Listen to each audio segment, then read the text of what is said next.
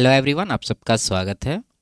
RRB group D 2024 का maths का solution कर रहे हैं, जिसमें 27 नवंबर 2025 से 4 दिसंबर 2025 तक जितने भी शिफ्ट में एग्ज़ाम हुए सभी शिफ्ट के सॉल्यूशन कंप्लीट हो चुके हैं। इनके सारे वीडियोस प्लेलिस्ट में मिल जाएंगे। आज की क्लास में 5 दिसंबर 2025 का दूसरा शिफ्ट का सॉल्यूशन करेंगे। इसका पहला शिफ्ट का वीडियो भी प्लेलिस्ट में मिल जाएगा। तो शुरू करते हैं। उससे पहले चैनल पर नए हैं तो चैनल को सब्सक्राइब कर लीजिए। आगे बढ़ते हैं। पहला सवाल है, दो संख्याओं का योग 98 है। यदि छोटी संख्या के दो गुने में से बड़ी संख्या घटाने पर 28 प्राप्त होता है तो छोटी संख्या ज्ञात कीजिए। ठीक है, देखिए सिंपल सा सवाल, आप इसको ऑप्शन से भी सॉल्व कर सकते हैं। नहीं तो क्या करिए, मान लीजिए दो संख्या है एक्स और वाई, जिसमें एक्स जो है वाई से बड़ी है। ठीक है, तो ये कह रहा है कि दोनों संख्याओं का योग 98, तो हम यहाँ पर लिख सकते हैं कि एक्स प्लस वाई बराबर 98। उसके बाद छोटी संख्या के दो गुने में से बड़ी संख्या जब घटाते हैं तो 28 मिलता है। यानी छोटी संख्या क्या है, y है, तो y का दो गुना हो जाएगा 2y। उसमें से हमें बड़ी संख्या माइनस करना यानी x, तो हमें मिलता है कितना है 28। तो इसको 28 के बराबर करेंगे। ठीक है, इसमें हमें निकालना क्या है, निकालना है छोटी संख्या यानी कि y का वैल्यू हमें निकालना है। तो दोनों इक्वेशन को अगर जोड़ दें तो यहाँ पर x प्लस में, यहाँ माइनस में, तो ये दोनों कट जाएगा। तो y प्लस 2y ये हो जाएगा 3y, और राइट साइड 110 प्लस 16 126 हो जाएगा। ठीक है, 3 से इसको डिवाइड करेंगे, आ जाएगा 42। तो y का वैल्यू 42 आया। यही हमसे पूछा जा रहा था। ऑप्शन नंबर डी में दे रखा है। आगे, ईसा अपनी माँ के लिए सोने की एक अंगूठी खरीदती है। अंगूठी की कीमत 50,000 रुपया है और उस पर क्रमशः 30% और 8% की दो छूट दी जाती है।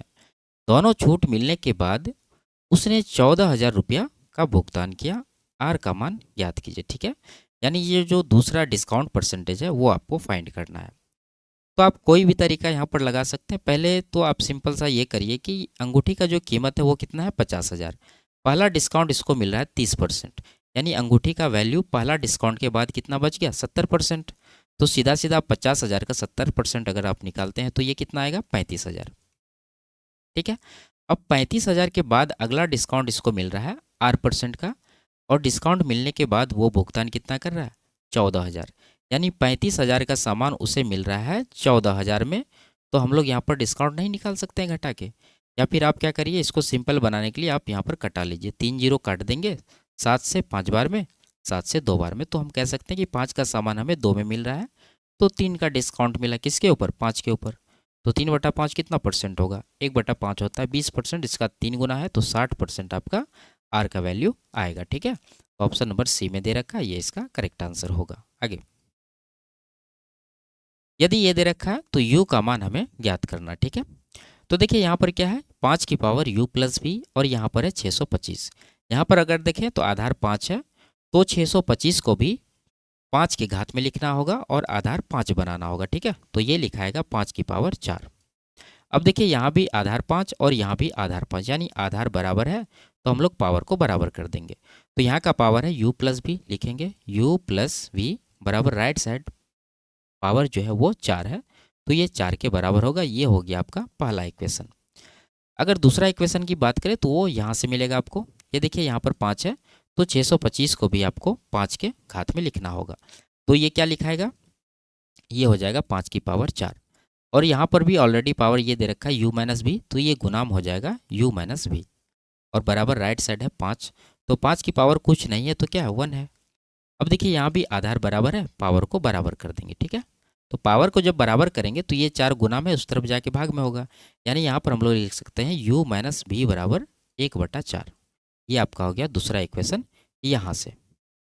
अब इसमें हमें u का वैल्यू निकालना है, तो सिंपल सा अगर दोनों इक्वेशन को अगर जोड़ देते हैं तो ये v कट जाएगा, 1 प्लस 1 माइनस है, तो 2u मिला, और राइट साइड 4 प्लस 1/4 कितना होगा 16 1 17/4।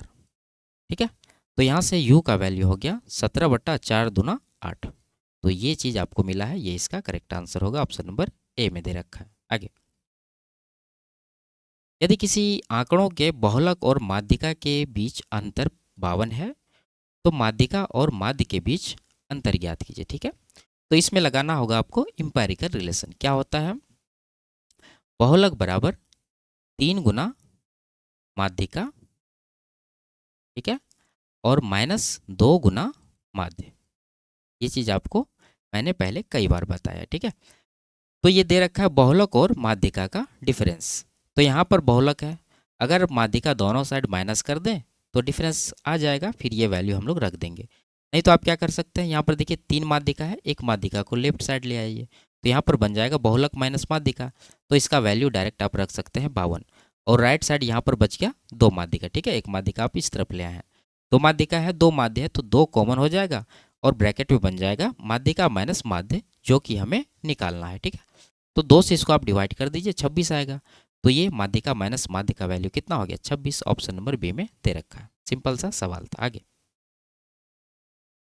एक समषटकोणीय टाइल की एक भुजा की लंबाई 6 सेंटीमीटर है। टाइल को केंद्र से प्रत्येक शीर्ष तक रेखाएं खींचकर 6 समबाहु त्रिभुजों में विभाजित किया गया है। यदि 3 एकांतर त्रिभुजों को नीले रंग से रंगा गया है तो नीले रंग से रंगा गया कुल क्षेत्रफल कितना है, ठीक है। देखिए आसान सवाल है, आप इसको बिना डायग्राम के सॉल्व कर सकते हैं। आप जानते हैं कि किसी भी समषटभुज में अगर केंद्र से प्रत्येक शीर्ष को मिलाएंगे तो 6 त्रिभुज बनता है, और 6 का 6 त्रिभुज क्या होता है, समबाहु त्रिभुज होता है, जिनमें से आपको देना है 3 त्रिभुज का कुल क्षेत्रफल। तो सिंपल है। और यहाँ पर भुजा का लंबाई दे रखा है 6 सेंटीमीटर, और यही जो है समषटभुज की भुजा, ये त्रिभुज का भी भुजा होता है, ये बात आपको पता होना चाहिए। तो अगर हम लोग एक त्रिभुज का क्षेत्रफल निकालें तो कितना होगा, समबाहु त्रिभुज का क्षेत्रफल निकालने के लिए क्या करते हैं, जो भुजा दिया गया है उसको 2 से डिवाइड यानी हाफ करेंगे, हाफ आएगा 3, 3 का स्क्वायर 9 लेंगे और उसमें √3 से गुना कर देंगे। ये हो गया एक त्रिभुज का एरिया, और इस तरह के 3 त्रिभुज का एरिया हमें देना है, तो 3 से आप यहाँ पर गुना कर दीजिए, तो ये आ जाएगा 27√3, ठीक है। तो यहाँ पर पॉइंट में आंसर है, तो √3 का वैल्यू ले लीजिए आप 1.73 लगभग। तो यहाँ पर गुना अगर करें, ठीक है, आंसर करीब है, तो आप गुना कर लीजिए पूरा। 27 × 81 बचा 8, 27 × 189 8, 197 का 7 बचा 19, 27 × 27 + 19 कितना हो जाएगा 46, ठीक है। और 2 अंक के पहले दशमलव है यहाँ पर लगा दीजिए, तो 46.71 से थोड़ा सा ज़्यादा आंसर होगा, यहाँ पर है 7 ये इसका करेक्ट आंसर हो जाएगा, ठीक है। आगे, चतुर्भुज पी क्यू आर एस में कोण आर और एस के समद्विभाजक बिंदु टी पर चतुर्भुज के भीतर मिलते हैं। कोण एस टी आर 36 डिग्री है। यदि कोण पी और कोण क्यू का अनुपात 2:7 है तो कोण क्यू और पी के मापों में कितना अंतर है, ठीक है। देखिए ये सवाल बार बार रिपीट हो रहा है, सिंपल सा तरीका रहता है। एक डायग्राम बना लेते हैं। मान लीजिए ये कोई भी एक चतुर्भुज है, इसका नाम है पी क्यू आर एस, ठीक है, जिसमें कोण आर और एस के समद्विभाजक टी पर मिलते हैं। तो ये रहा कोण आपका आर, ठीक है। तो आर का समद्विभाजक खींच देंगे और कोण एस का समद्विभाजक खींच देंगे, ये मिल रहा है बिंदु टी पर। और दे रखा है कोण S T R 36, S T R ये वाला कोण दे रखा है आपके पास 36 डिग्री, और पी क्यू का रेशियो 2:3 है, यानी कोण पी अगर 2 यूनिट है तो कोण क्यू कितना है, ये 7 यूनिट है। इसमें आप जानते हैं कि ये जो कोण एस टी आर है ये क्या होता है, पी प्लस क्यू का हाफ होता है। तो पी है 2 यूनिट का और क्यू है 7 यूनिट का, तो जोड़ने के बाद ये आएगा 7 2 9/2, ठीक है, यानी इसको जोड़ के हाफ करना है, तो ये आएगा 4.5 यूनिट में 4.5 मिल रहा है। लेकिन यहाँ पर अगर देखें तो एक्चुअल में ये दे रखा है 36 डिग्री, तो ये 36 डिग्री के बराबर होगा। हमें निकालना है क्यू और पी का डिफरेंस। क्यू और पी का डिफरेंस कितना होगा, 7 में से 2 घटा दीजिए 5, तो 5 यूनिट का वैल्यू आपको निकालना है, ठीक है। तो देखिए 4.5 से अगर 36 को डिवाइड करते हैं तो 9 चौके 36 होता है, तो 4.5 को 8 बार गुना करना होगा तो 36 मिलेगा। तो 5 को भी 8 बार गुना करेंगे तो 40 डिग्री आपका आंसर होगा। ऑप्शन नंबर बी इसका करेक्ट आंसर है। आगे, यदि ए प्लस बी 8 है, ए गुना बी 12 है, तो ए स्क्वायर प्लस बी स्क्वायर का मान ज्ञात कीजिए, ठीक है। सिंपल सा आप यहाँ डेटा सोच सकते हैं, 12 है, ठीक है। तो अगर ए का वैल्यू 6 और बी का वैल्यू 2 लेते हैं तो 6 दूना 12 हो रहा है, यहाँ भी 6 + 2 8 हो रहा है। तो यही डेटा सेट किया गया है, यहाँ पर रख दीजिए 6 का स्क्वायर 36 + 2 का स्क्वायर 4, यानी कि जोड़ने के बाद 40 आपका आंसर होगा। आगे, यदि किसी संख्या के 20% को 84 में जोड़ दिया जाए तो परिणाम वही संख्या होगी, उस संख्या का 80% कितना है। ये भी सवाल रिपीटेड है। ये देखिए कह रहा है कि 20% को 84 में जोड़ते हैं तो वही संख्या मतलब 100%। यानी आप 20% में खुद जोड़ रहे हैं, आपको 100% मिल रहा है, तो आप क्या जोड़ रहे हैं 80%। तो 80% आप जोड़ रहे हैं, लेकिन एक्चुअल में आप जोड़ कितना रहे हैं 84, तो 80% का वैल्यू 84 होगा। और हमसे 80% का ही मान पूछा जा रहा है, तो 84 इसका करेक्ट आंसर होगा। आगे, एक उत्पाद 980 रुपया में बेचा गया, जिसके परिणाम स्वरूप 150 रुपया की हानि हुई। 270 रुपया का लाभ प्राप्त करने के लिए इसका संशोधित विक्रय मूल्य कितना होना चाहिए। ठीक है, आसान सवाल है। आप देख सकते हैं कि 980 में इन्होंने पहले बेचा, इसको नुकसान हुआ 150 रुपया का, अब इसको 270 का हानि चाहिए, तो नया विक्रय मूल्य क्या रखना होगा हमें। तो देखिए, ये जो हानि हुआ इसको भी इसे कवर करना है, यानी कि 150 रुपया तो आपको पहले बढ़ाना होगा, तब आपको क्रय मूल्य मिलेगा। फिर आपको चाहिए 270 का लाभ, तो 270 रुपया फिर से बढ़ाना होगा। तो कुल मिला के तीनों को जोड़ दे तो आंसर मिल जाएगा। ठीक है, 9 1 10 2 12, इधर 2 1400 रुपया इस सवाल का आंसर हो जाएगा। आगे, एक व्यक्ति ने 10 वर्षों के लिए किसी दर पर साधारण ब्याज पर धन निवेश किया। यदि ब्याज दर 6% अधिक होती तो वार्षिक ब्याज 5700 रुपया अधिक होता। मूलधन ज्ञात कीजिए। आसान सवाल है। अगर एक वर्ष में 6% अधिक होता तो 10 वर्ष में कितना अधिक होता 60%। लेकिन यहाँ रुपया में ये 5700 अधिक होता, तो हम कह सकते हैं कि ये जो 5700 है ये 60% का वैल्यू है। हमें निकालना मूलधन यानी 100% का वैल्यू, तो गुना कर देंगे, इसको कटाएंगे, हमारा आंसर आ जाएगा। ठीक है, 20 पंचे 20 दिया, 3 से ये कट जाएगा 1900, तो 1900 गुना 5 करेंगे तो यहाँ पर कितना आएगा 9500। ऑप्शन नंबर डी में दे रखा है। आगे, निक, केविन और जॉन किसी कार्य को क्रमशः 10, 47 और 24 दिनों में पूरा कर सकते हैं। तीनों ने मिलकर काम शुरू किया। 2 दिन बाद निक काम छोड़ देता है और केविन कार्य पूरा होने से ठीक 5 दिन पहले काम छोड़ देता है। कार्य पूरा होने में कुल कितने दिन लगेंगे। ठीक है, ये सवाल आसान है, लेकिन ये डेटा इस तरह से दे रखा है कि सवाल थोड़ा सा कैलकुलेटिव हो गया है। तो करते हैं, देखिए निक है, निक को एन लिखते हैं, ये करते हैं 10 दिन में। केविन को के लिखेंगे, ये करते हैं 47 दिन में। और जॉन को जे लिखेंगे, ये करते हैं 24 दिन में। तो यहाँ पर टोटल वर्क हम लोग मान लेंगे इन तीनों का एलसीएम कितना हो जाएगा। देखिए, ये जो 47 है प्राइम नंबर है, ये तो आएगा ही। उसके बाद 10 और 24 का एलसीएम 120 होता है, ये आ जाएगा। इसके बाद अगर निक का एफिशिएंसी निकालेंगे तो 10 से इसको डिवाइड करना होगा, तो डिवाइड करेंगे तो 12 गुना 47, तो गुना करिए 12 से 84, बचा 8, 48 8 56, यानी कि 564 यूनिट निक का एफिशिएंसी। यहाँ पर डिवाइड करेंगे तो 120 आएगा केविन का, और यहाँ पर 24 पंचे 5 गुना 47, ये हो जाएगा 200 प्लस 35 235। ठीक है, और टोटल वर्क गुना कर लीजिए, यहाँ पर ये तो आएगा ही 564, और एक जीरो यहाँ पर आ जाएगा, यानी कि 5640 यूनिट टोटल वर्क हो गया है। अब ये क्या कह रहा है, ये कह रहा है कि निक जो है 2 दिन बाद काम छोड़ देता है। जो काम शुरू होने के कुछ दिन बाद काम छोड़ता है उसको हम लोग क्या करते हैं, काम से हटा देते हैं। तो यहाँ पर निक जो है 2 दिन में कितना काम करेगा। देखिए, निक का एफिशिएंसी अगर देखें तो यहाँ पर 564 है, तो निक के द्वारा 2 दिन में काम होगा 564 गुना 2, यानी कि ये हो जाएगा 1128, यानी कि ये काम जो है 2 दिन किया है निक। अगर निक को काम से हटा रहे हैं तो इतना काम आपको टोटल वर्क में माइनस करना होगा। यहाँ पर आप 1128 पहले माइनस कर लेंगे, माइनस करने से मिलेगा 2, और यहाँ पर 1, और यहाँ पर 5 4 4512 यूनिट। इसके बाद केविन कार्य पूरा होने से ठीक 5 दिन पहले काम छोड़ता है। तो यहाँ पर जब काम पूरा होने से पहले छोड़ा जाता है तो उससे उतना दिन का काम करवाते हैं। तो यहाँ पर 5 दिन का काम करवाएंगे केविन से। तो देखिए, केविन का एफिशिएंसी कितना है, केविन का 120 है। 120 के हिसाब से 5 दिन में कितना काम करेगा 600 यूनिट। तो 600 यूनिट काम आप इसमें फिर से जोड़ देंगे, तो जोड़ने के बाद ये हो जाएगा 5100 कितना 12। तो इतना यूनिट काम है, और इस काम को कौन करेगा अब, ये देखिए, निक तो चला गया, बचा कौन, केविन और जॉन।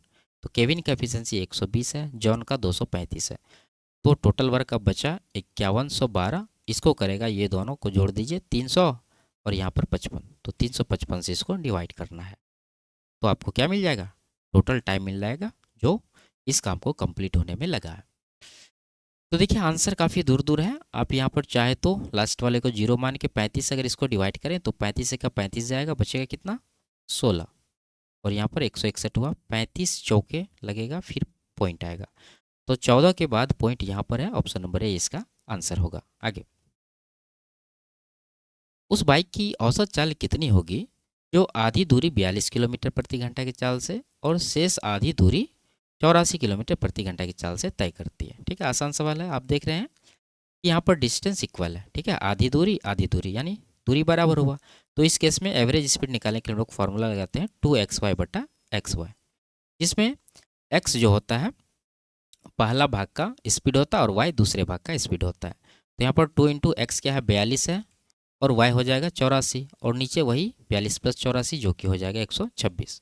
तो 42 इसको काटेंगे 3 बार में, 3 से ये कटेगा 28 बार में, 28 दूना 56 किलोमीटर प्रति घंटा जो इसका एवरेज स्पीड होगा। ऑप्शन नंबर ए में दे रखा है। आगे, एक त्रिभुज की भुजाएं 45, 28 और 53 है, इसका क्षेत्रफल कितना है? आसान सवाल। 28, 45, 53 आप जानते हैं ये पाइथागोरियन ट्रिपलेट है। तो इसमें जो बड़ी भुजा है वो कर्ण होता है, तो उसको क्षेत्रफल निकालने में शामिल हम लोग नहीं करते हैं। तो ये दोनों से आपको एरिया निकालना है। ठीक है, तो 1/2 यहाँ पर देखिए 45 गुना 28 करना, तो 45 में 9 का मल्टीपल है ये। आंसर चेक कर लीजिए, ये नहीं है, ये नहीं है, ये 9 का मल्टीपल है और ये भी 9 का मल्टीपल है। अगर आप इसका हाफ करते हैं तो 14 पंजे 70, लास्ट में 0 आएगा। ये आपका करेक्ट आंसर होगा, ऑप्शन नंबर सी। आप चाहे तो लिख कर भी ऐसे निकाल सकते हैं। ठीक है, आगे, 3 भाइयों की आयु का योग 52 वर्ष है। सबसे बड़ा भाई मझले भाई से 4 वर्ष बड़ा है और मझला भाई सबसे छोटे भाई से 6 वर्ष बड़ा है। सबसे बड़े भाई की आयु याद कीजिए। तो मान लीजिए 3 लोग हैं, मतलब 3 भाई हैं, ए बी और सी। तो मान लेंगे सबसे छोटा भाई जो सी है इसका आयु x वर्ष है। तो मझला भाई जो कि बी है ये कितना वर्ष का होगा? ये 6 वर्ष बड़ा है इससे, तो ये हो जाएगा x प्लस 6। उसके बाद सबसे बड़ा भाई कितना वर्ष का होगा?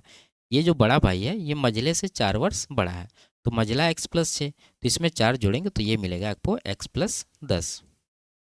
तीनों को जोड़ के 52 के बराबर कर देंगे। तो जोड़ने से आपको क्या मिलेगा? आपको मिलेगा 3 बार x हुआ तो 3x और यहाँ पर 16, तो 3x प्लस 16 बराबर 52। तो यहाँ पर x का वैल्यू कितना होगा? घटाने के बाद ये आएगा 36 और 3 से यहाँ भाग हो जाएगा, तो ये आ जाएगा 12। हमें निकालना है बड़े भाई की आयु, तो ये x प्लस 10 है, x का वैल्यू 12 है, तो 12 प्लस 10 कितना हो जाएगा? 22। ऑप्शन नंबर सी में दे रखा है, ये इसका आंसर होगा। आगे, निम्नलिखित में से कौन सी संख्या 6 से विभाज्य? ठीक है, देखिए कोई संख्या अगर 6 से विभाज्य है तो वो 2 और 3 से विभाज्य होगी। तो 2 से केवल सम संख्या विभाजित होती है, तो यहाँ पर विषम संख्या आंसर नहीं हो सकता, ये भी नहीं होगा। तो 2 ऑप्शन बचा। अब 3 का मल्टीपल चेक कर लीजिए। यहाँ अगर देखें तो 7 1 8 2 10 5 15 ये 3 का मल्टीपल है, तो ये इसका आंसर हो जाएगा, क्योंकि ये ऑप्शन 3 का मल्टीपल नहीं हो सकता है। आगे, इसका मान ज्ञात करना। ठीक है, सिंपल सा, आप यहाँ पर वैल्यू रख दीजिए। साइन 45 डिग्री कितना होता है? 1/√2। स्क्वायर करना है तो ये आ जाएगा 1/2। कॉस 45 भी 1/√2 होता है, लेकिन स्क्वायर है तो यहाँ पर 1/2 होगा। ठीक है, 1/√2 का स्क्वायर, तो हाफ प्लस हाफ 1 हो जाएगा। ऑप्शन नंबर ए इसका करेक्ट आंसर। आगे, निम्नलिखित में से कौन सी संख्या 105 से विभाज्य है? 105 से विभाज्य, तो 105 को थोड़ा सा तोड़ लेते हैं, तो ये आता है 3 गुना 35। तो 3 गुना 5 गुना 7 आप इसको लिख सकते हैं, यानी जो भी आंसर होगा वो 3 का मल्टीपल 5 का और 7 का भी मल्टीपल होगा। तो 5 का मल्टीपल तो सभी ऑप्शन है। अब 3 का मल्टीपल चेक कर लीजिए, ये 3 का मल्टीपल है और ये भी 3 का मल्टीपल है, ये 3 का मल्टीपल नहीं है। 5 4 9 7 16 ये भी 3 का मल्टीपल नहीं है। तो 2 ऑप्शन में आपको क्या करना होगा? 7 का मल्टीपल खोजना होगा। अगर पहला ऑप्शन देखें तो 7 6 की 42, 7 चौक 28, 7 5 35, ये हो गया 7 का मल्टीपल, तो ये आपका करेक्ट आंसर हो जाएगा। आगे, 3 संख्याओं का योग 2316 है। यदि पहली और दूसरी संख्या का अनुपात 16:10 है और दूसरी और तीसरी संख्या का अनुपात 6:18 है, तो पहली और तीसरी संख्या के बीच अंतर ज्ञात कीजिए। ठीक है, ठीक है, आसान सवाल है। सबसे पहले आपको क्या करना होगा? तीनों संख्या का एक साथ रेशियो निकालना होगा। लिखते हैं, मान लीजिए 3 संख्या हैं ए बी और सी। पहली और दूसरी यानी ए और बी का रेशियो 16:10 है, इसको कटा लीजिए 2 से 8 बार में, 2 से 5 बार में, तो यहाँ पर रेशियो आ जाएगा 8:5। और दूसरी तीसरी यानी बी सी का रेशियो 6 18, इसको भी काट लेंगे, 6 का 6 6 3 18, यानी यहाँ रेशियो आ रहा है 1 3 का। तो आप क्या करिए, यहाँ पर 5 से गुना अगर कर दें तो ये जो दूसरी संख्या है वो 5 बन जाएगा और यहाँ भी 5 है, तो बैलेंस हो जाएगा यहाँ पर। तो तीसरी संख्या 5 या 15 बचेगा, आप डायरेक्ट यहाँ पर लिख दीजिए। तो ये रेशियो आपको मिला है। इसमें आपको फाइंड क्या करना है, पहली और तीसरी का डिफरेंस, और टोटल जो योगफल है वो है 2316। इसका पहली और तीसरी का डिफरेंस हो रहा है कितना, 15 में 60 घटाएंगे 7, और टोटल 8 5 13 प्लस 15 ये हो जाएगा 28। तो निकाल दीजिए 7 से 4 बार में, और 4 से यहाँ पर 4 पंजे 20, 4 7 28, 4 9 36, 579। ऑप्शन नंबर डी में दे रखा है। आगे,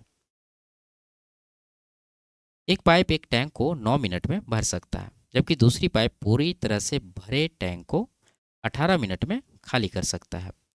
यदि दोनों पाइप एक साथ खोल दिए जाए तो टैंक का आधा हिस्सा भरने में कितने मिनट लगेंगे। देखिए यहाँ पर क्या कर रहा है कि जो टैंक को भर रहा है वो 9 मिनट लेता है, जो खाली कर रहा है वो 18 मिनट लेता है। तो आप यहाँ पर देख रहे हैं कि टाइम का रेशियो क्या है, अगर आप लेंगे रेशियो तो 9 51 9 दूना 18 यानी कि 1:2 है। ठीक है, ये टाइम का रेशियो है। तो इफिशियंसी का रेशियो इसका उल्टा हो जाएगा, यानी कि 2:1 हो जाएगा। अब देखिए, अगर हमें टोटल वर्क निकालना है तो यानी टैंक का कैपेसिटी, तो आप किसी से निकाल सकते हैं। अगर आप भरने वाला को लेते हैं तो इसका एफिशिएंसी 2 यूनिट है, और इसको टाइम कितना लग रहा है 9 मिनट का, तो 9 दूना 18 यूनिट इस टैंक का कैपेसिटी होगा। अब इस टैंक को भरना है, लेकिन इसका आधा हिस्सा है, तो इसका आधा हिस्सा कितना हो जाएगा, 2 से डिवाइड करेंगे तो 9 यूनिट आपको भरना है, और दोनों को साथ में चलाना है। अगर दोनों साथ में चलेगा तो पहला जो भरने वाला है वो 2 यूनिट भरेगा, और दूसरा जो खाली करने वाला है वो 1 यूनिट खाली करेगा। ठीक है, तो कुल मिला के 2 - 1 1 यूनिट भराएगा, तो 1 से इसको डिवाइड कर दीजिए, तो 9 मिनट का यहाँ पर टाइम लगेगा। ऑप्शन नंबर सी में दे रखा है। आगे, अजय और सानू के पास कुल मिलाकर 1050 रुपया है। यदि अजय से 350 रुपया ले लिए जाए तो उसके पास उतनी ही राशि होगी जितनी सानू के पास शुरू में थी। अजय और सानू के पास शुरुआती राशियों का अनुपात ज्ञात कीजिए। आसान सवाल है। देखिए ये क्या कह रहा है कि जब अजय से हम लोग 350 रुपया ले लेते हैं तो दोनों का राशि इक्वल हो जाता है। ठीक है, तो आप क्या करिए, टोटल राशि में से ही ये जो अजय का एक्स्ट्रा रुपया है वो माइनस कर दीजिए, यानी कि 350 माइनस करने से मिलेगा 700। 700 को बराबर हिस्सा में बांट दीजिए, तो अजय का हो जाएगा 350 और सानू का भी हो जाएगा 350, यानी दोनों इक्वल हो गया, जो बात ये कह रहा है। लेकिन ये हमसे पूछ रहा शुरुआती में क्या रेशियो था।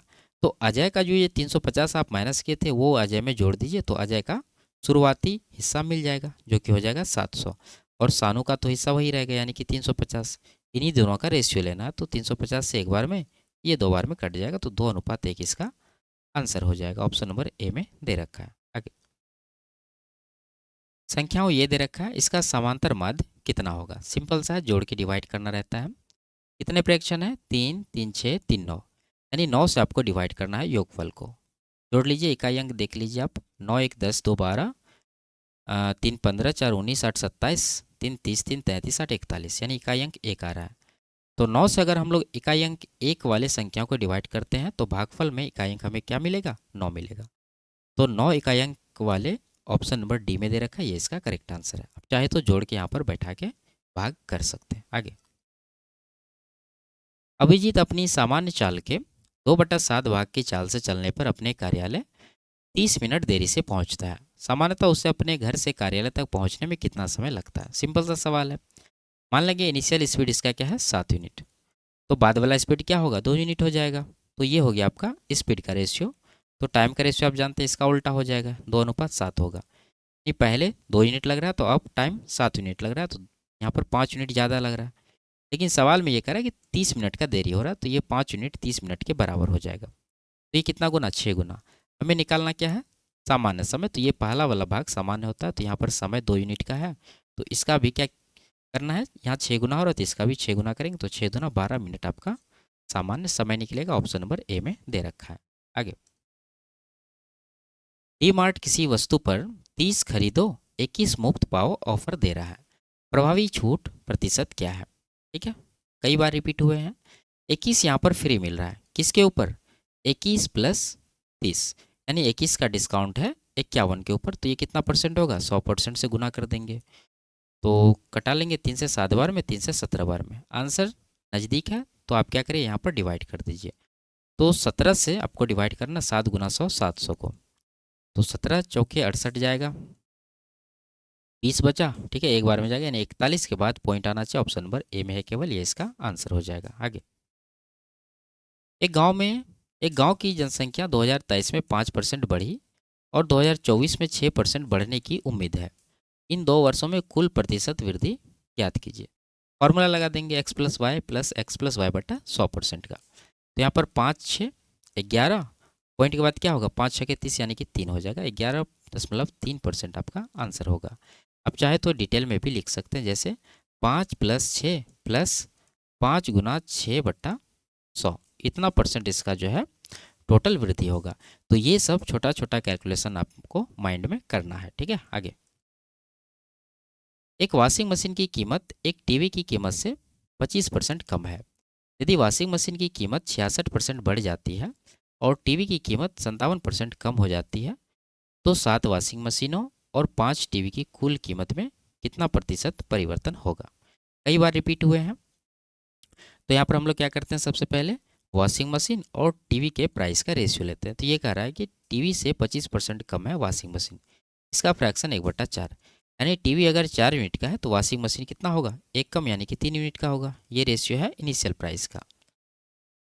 अब जो है हमें टोटल निकालना है 7 वॉशिंग मशीन और 5 टीवी का। तो आप इसमें क्या करिए, वॉशिंग मशीन 7 है तो 7 से गुना कर देंगे और टीवी 5 है तो 5 से गुना कर देंगे। तो कटने वाला नहीं है, तो रेशियो आ गया 21 और यहाँ पर 20। अब ये देखिए क्या कह रहा है, वॉशिंग मशीन का जो प्राइस है वो 66% बढ़ गया, तो यहाँ पर प्लस का 66% देंगे, और टीवी की कीमत 57% कम हो गई, तो यहाँ पर माइनस में 57% देंगे। अब यहाँ पर वेटेड एवरेज से हम लोग ओवरऑल परसेंटेज चेंज यहाँ पर निकालेंगे। तो उसके लिए गुना करना रहता है, तो 21 गुना 66 कितना हो जाएगा, 21 छाके 126 बचा 12, 126 + 12 ये हो जाएगा आपका 138, ठीक है। 1386% यहाँ पर आया, माइनस के बाद कितना आएगा, 57 दूना 114, उस पर 1 जीरो, यानी कि 1140% माइनस में आया है। और इसको डिवाइड करना है 21 + 20 यानी कि 41 से, ठीक है।